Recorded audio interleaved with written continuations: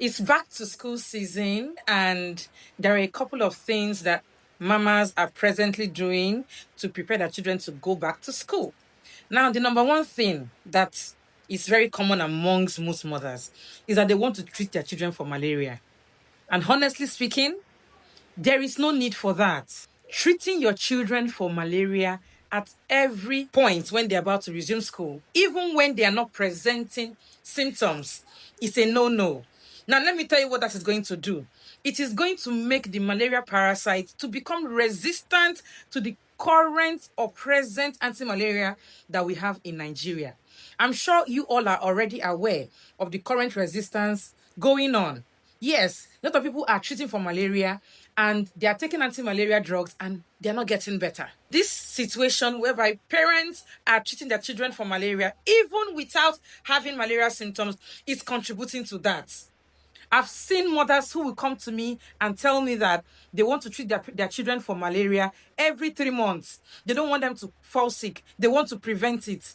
You're preventing it, but you're taking complete ACT doses. That's combination doses. It is improper. You are only building resistance. Now, let me tell you the things that you need to do to prepare your children to go back to school. Number one, you need to deworm them. If you have not dewormed them in the last 3 to 6 months, now is the best time to do that. With all the junks they have eaten all through summer, it is a good time to deworm them. Number two, boost their immunity. Well, if you have been following us, you would have heard me shouting this all along. In fact, you should have started boosting their immunity about 2 to 3 weeks before they resume. You don't want them to resume and start having flu, cough, catarrh under 1 week of resumption. Now, when that happens, it's a sign that their immunity is low. So I would advise that instead of you to spend money on anti-malaria, spend money on boosting your children's immunity.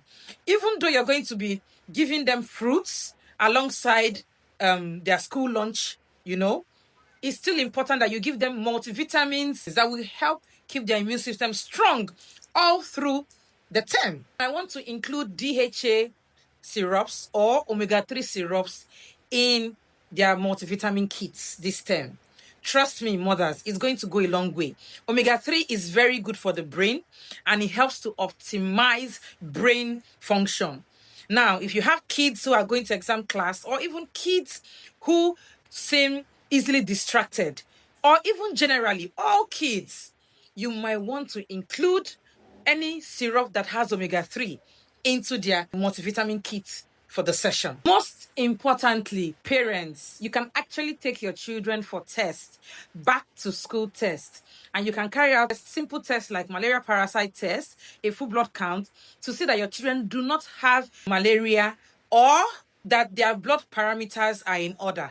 Now, a full blood count will give you, a true value of their current PCV, which is the packed cell volume. Now, if the packed cell volume in your child is low, you might want to include a blood tonic to their multivitamin kit. If your children have or suffer low appetite, you might want to include a B complex syrup in their kit. That would help to boost appetite through the term. Now, if you're a mama and you want us to prepare an individualized kit for your children in all ages, now is a good time to send us a message on WhatsApp or click on our link in bio so that we can compile that kit for you. Remember that all kid supplement is going at a 10% discount when you have made an order above 60,000 naira. If this video was helpful, please like, share on your stories so that other mamas can see this too. Repost, and I will see you guys in my next video. Mwah.